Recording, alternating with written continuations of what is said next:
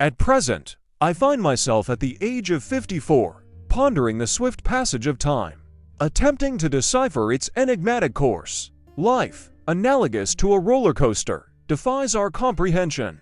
Just as we believe we've deciphered its intricate patterns, it abruptly concludes. This phenomenon mirrors the trajectory of Lenny Bruce, a controversial figure who faced severe criticism for his audacious statements, which were considered provocative during his era.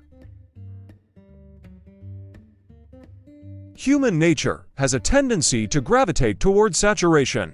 We eventually grow weary of a recurring theme, prompting some to volunteer as sacrificial lambs, bracing themselves for a future bereft of opportunities. Damon Wayans is part of a formidable dynasty, the Wayans family, with a track record of fruitful careers in the entertainment industry. Even after facing setbacks such as dismissal from Saturday Night Live, collaborating with his brother Kenan, Damon co-authored the creation of In Living Color. This innovative sketch show resonated with audiences and catapulted Damon Wayans into stardom. Nevertheless, his aspiration for a thriving cinematic career encountered hurdles and never materialized. As anticipated, we must internalize the struggles and trials of this remarkable individual. Eventually, Damon Wayans shifted his focus back to the realm of television, where he found solace in a conventional sitcom format. Presently, Damon Wayans finds himself overshadowed by his own son, Damon Wayans, Jr. The enigma of what transpired with Damon Wayans, the prospective successor to Eddie Murphy, looms large. Damon embarked on his stand-up comedy journey in 1982 and, within 2 years, secured a minor yet memorable role in the iconic action comedy Beverly Hills Cop. He portrayed the banquet attendant who, in a humorous twist, presented Eddie Murphy with bananas destined for the car's exhaust pipe. The brevity of Damon's role was undeniable, but it remains a pinnacle in his cinematic repertoire. In 1985, he reached a career milestone by joining the cast of Saturday Night Live as a featured player. It's worth noting that his tenure at SNL was relatively brief, lasting only 7 episodes. His frustration mounted as he felt his sketch ideas were overlooked, prompting a deviation from the script during a sketch titled Monopoly Man.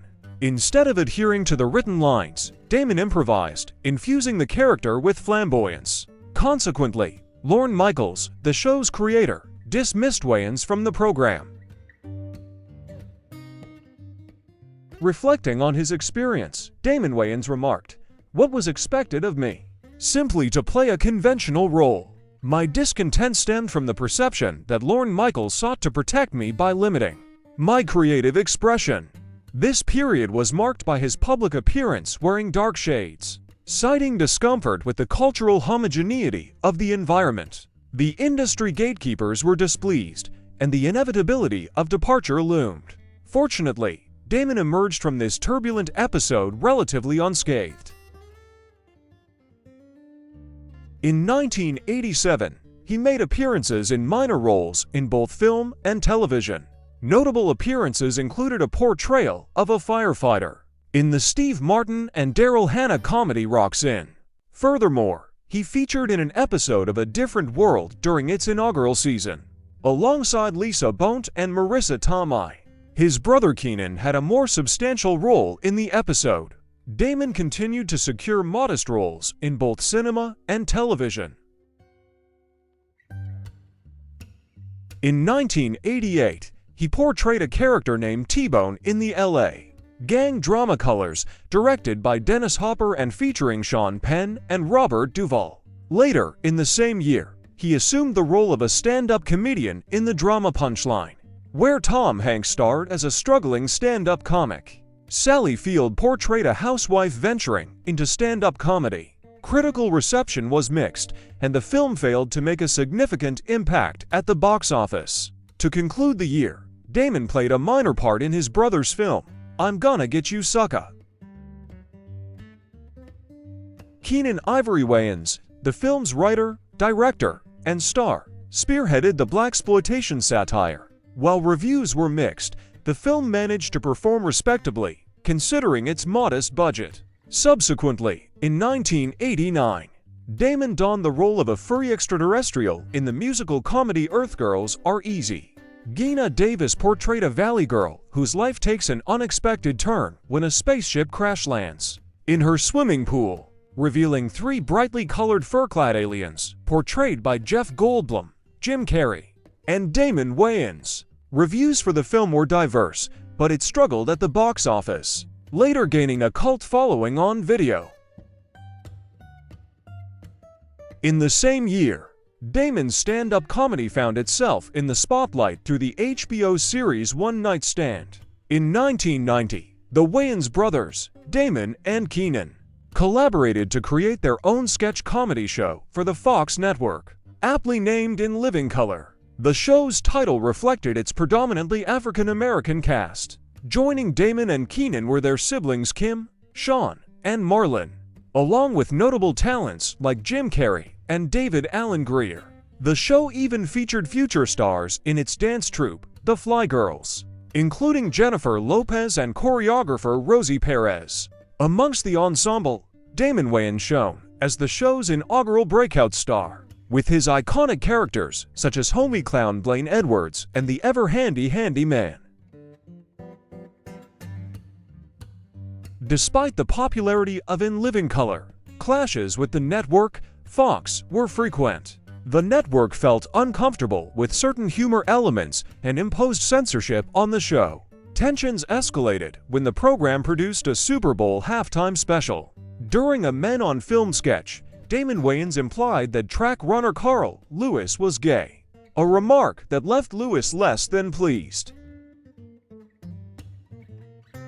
To clarify, it wasn't Fox broadcasting the Super Bowl that year, but In Living Color during the halftime show. Remarkably, the show managed to divert between 20 to 25 million viewers from the CBS broadcast. After 2 years of contentious relations with the network, Kenan ceased to participate in sketches for In Living Color in 1992. Although he remained as an executive producer, Damon Wayans undeniably emerged as the show's leading luminary during its formative seasons. Following the third season, Damon left the show, embarking on his envisioned movie career. In 1990, he contributed his voice to the film Look Who's Talking To, the sequel to the surprise hit Look Who's Talking. The film marked John Travolta's resurgence and Kirstie Alley's transition from Cheers to film. Regrettably, the hasty sequel did not maintain the momentum of its predecessor. In 1991, Damon headlined alongside Bruce Willis in the high-budget action movie The Last Boy Scout.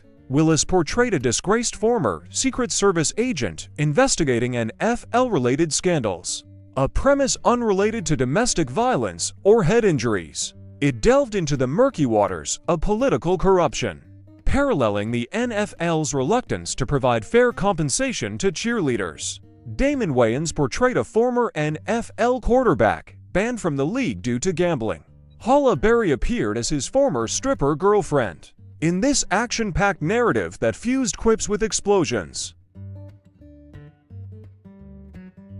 The Last Boy Scout was penned by Shane Black, renowned for his work on the Lethal Weapon series. His script incited a fierce bidding war, culminating in a record-breaking offer of $2.25 million from Morocco. However, Shane Black chose to sell the script to Warner Brothers for $1.75 million to collaborate with producer Joel Silver, known for his association with successful films like Lethal Weapon and Die Hard. Nevertheless, the production of The Last Boy Scout was marred by creative conflicts, and the movie received predominantly negative reviews in 1991. Despite boasting star power, the film grossed less than $60 million, marking it as a commercial disappointment. In 1992, Damon took on the dual role of writer and actor in the comedy Mo Money. He portrayed a con artist seeking redemption, eventually becoming entangled in a web of identity theft within a credit card company's mailroom. His character's affections for a colleague, portrayed by Stacey Dash, drove him to exploit his position. Notably, Damon's real-life brother, Marlon Wayans, was initially considered for the role, following Damon's mother's counsel. Despite critical reservations, Mo Money debuted at the top of the box office, ultimately accumulating $40 million in revenue, a commendable outcome given its budget constraints. By 1994, Damon Wayans officially disengaged from In Living Color and devoted himself entirely to his burgeoning film career. He penned and starred in the superhero satire Blankman, depicting a naive inventor who transforms into a low-budget superhero with the invention of bulletproof attire. David Alan Grier played his brother, and Robin Givens portrayed a news anchor, both vying for the affection of the brothers. Unfortunately, the film, Blankman, received unfavorable reviews and struggled to secure a spot in the top 10 at the box office. The year 1995 witnessed Damon's participation in the military comedy Major Payne, where he assumed the role of a career military officer discharged from the Marines. His transition to civilian life led him to helm a local school's JROTC program, characterized by unconventional methods involving live grenades and real ammunition. Major Payne garnered negative reviews but managed to secure second place at the box office, trailing behind Outbreak.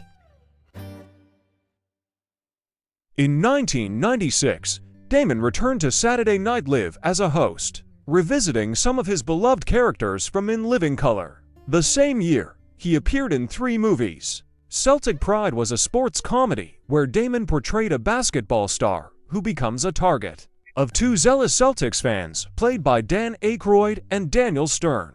Surprisingly, the film was scripted by Judd Apatow but received critical panning and failed to secure a prominent position at the box office. Damon also appeared in Reginald Hudlin's boxing comedy, The Great White Hype, depicting an undefeated boxing champion who yearned for more exciting bouts. Samuel L. Jackson portrayed a Don King-inspired promoter who orchestrated a match between Damon's character and a white opponent portrayed by Peter Berg, while boasting an ensemble cast including Jamie Foxx and Jeff Goldblum. The film The Great White Hype encountered negative reviews and ranked 5th at the box office. Concluding his cinematic endeavors in 1996, Damon starred alongside Adam Sandler in the action comedy Bulletproof. Sandler played a small-time crook with mob ties, while Damon took on the role of an undercover cop responsible for safeguarding Sandler during his journey to testify against a gangster portrayed by James Caan. The film marked Sandler's ascent as a movie star, granting Damon top billing. Bulletproof opened at the #1 spot, but failed to surpass its $25 million budget. At the box office, Damon Wayans navigated an unfavorable trajectory within the film industry, and Sandler's Razzie Award nomination added to the film's underwhelming reception. In 1998, Damon transitioned back to television with the Fox sitcom Damon. The show, featuring David Alan Grier and Andrea Martin, aired for 13 episodes from March to July. By 1999, Damon appeared in supporting roles in lesser-known films, including Harlem Aria, where he portrayed a streetwise hustler who dupes a gifted yet naive singer. Additionally, he featured in the Jennifer Tilly comedy Goosed, playing a character who believed that marrying a doctor named Steve was his destiny, leading to comical encounters with various Steves. His career took a diverse trajectory as he ventured into a plethora of projects, often under the radar. In the new millennium, Damon played a pivotal role in Spike Lee's media satire, Bamboozled. He depicted an educated black man tasked with creating a TV show for black audiences, grappling with the challenges of depicting positive portrayals of black characters. Amidst creative turmoil, Damon's character, alongside Jada Pinkett Smith's character, embarked on a radical path, ultimately resulting in the creation of an offensive modern-day minstrel show. Spike Lee's film received mixed reviews and failed to resonate with audiences, grossing slightly over $2 million. In 2001, Damon Wayans made a triumphant return to television with the ABC sitcom My Wife and Kids. He portrayed the role of a father who often found himself in humorous predicaments, juxtaposed against his wife, portrayed by Tisha Campbell-Martin, who frequently exhibited greater wisdom. The show experienced considerable success, running for 5 seasons. Subsequently, in 2006, following the conclusion of My Wife and Kids, Damon embraced raunchy sketch comedy once more with the Showtime series The Underground. He described the show as an amplified version of In Living Color, liberated from the constraints of censorship, thereby exploring topics that had previously been deemed taboo. Regrettably, The Underground endured only 1 season, comprising 11 episodes. Several other projects involving Damon Wayans remained in developmental limbo, largely due to his unwavering commitment to maintaining artistic integrity in the face of industry pressures and conformity.